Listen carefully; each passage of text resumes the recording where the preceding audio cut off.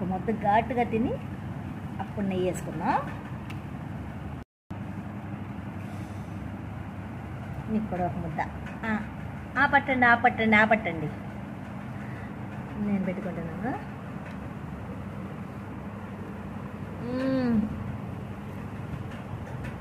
అదిరిపోయిందండి. ఆవకాయ ఇప్పుడు నెయ్యి పోస్తున్నాం.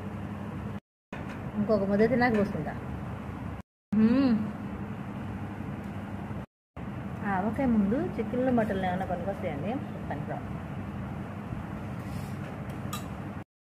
బాగా కలిపేసుకుని ఇంకో ముద్ద, అప్పుడు ముద్దపప్పు. అది కూడా నెయ్యి పోసినాక అబ్బబ్బబ్బా